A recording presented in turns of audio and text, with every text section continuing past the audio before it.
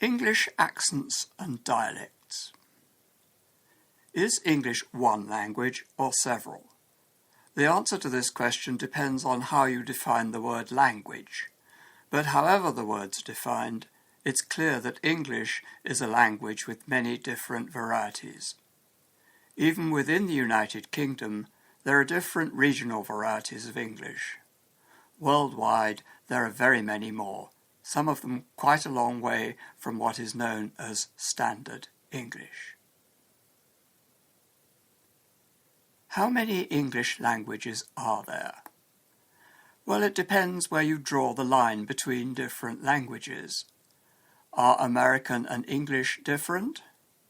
An American might say, "I dropped all my tomatoes on the sidewalk," with the middle syllable of tomatoes pronounced mate.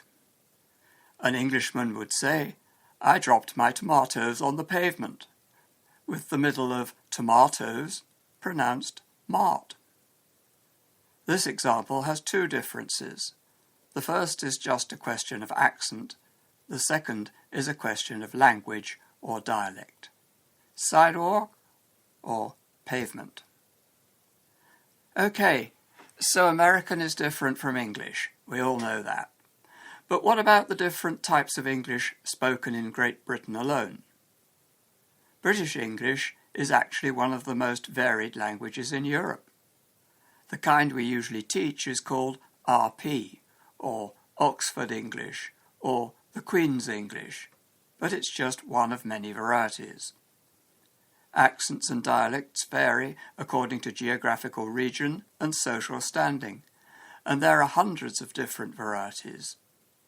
Take the word garage. In the south of England, people usually say garage, as in French.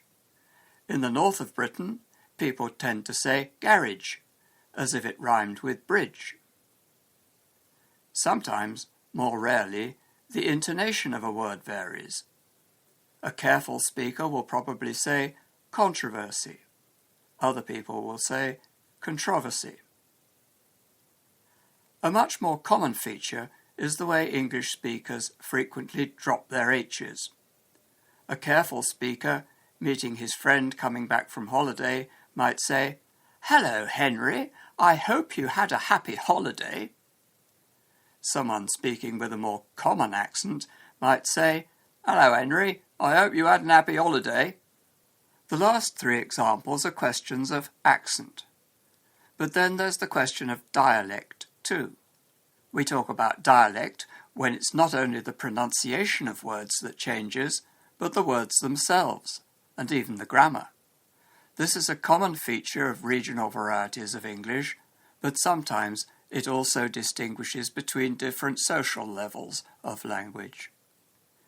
If you, as a foreigner, were in England and asked someone for change for a £50 note, the person might reply, "Sorry, I haven't got any." No problem there. It's just what you learn in your English classes. But what if the person you're talking to replied, "Sorry, mate, I ain't got none"? In this case, you'll probably understand that the reply is negative because of the word sorry, but the rest of the sentence may be incomprehensible. Mate is a slang word, in this context, meaning friend. The word I has disappeared from the answer. Ain't is a general negative form that can replace most negative auxiliaries, haven't, isn't, and others. And any has become none, a double negative. "Sorry, mate, I ain't got none," is the kind of sentence you might hear anywhere in Britain. Most dialects are regional. For example, there are several different dialects of English in Scotland. Many Scots say things differently from the English. Phonetically, as in the word go with a monophthong rather than go with a diphthong, or hem instead of home. Sometimes grammar and words change too. Many Scotsmen say, "I dinna ken," rather than "I don't know," or couldna instead of couldn't, wee instead of little, or alum instead of a chimney. Scotland is a different country from England, and the reasons for its language being different are not hard to imagine. But England itself has many regional accents and dialects.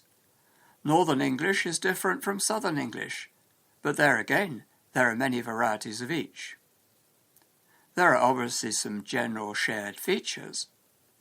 In most Northern dialects, the a sound of Southern English becomes u. The word duck in the north of England rhymes with look. In many Southern regional dialects, other vowels change.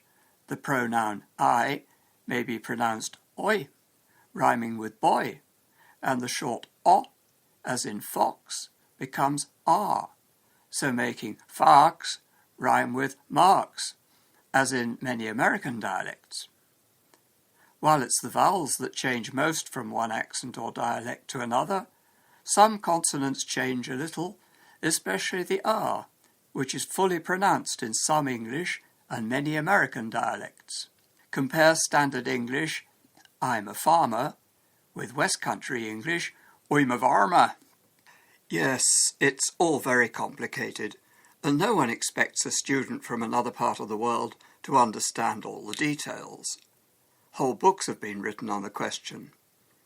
What is important is that non-native speakers of English realise that these different varieties of English do exist, even within the United Kingdom. If you go to England expecting everyone to speak the Queen's English, you'll get a big surprise. Go expecting to find a variety of accents and dialects, and you'll find that they're easier to understand.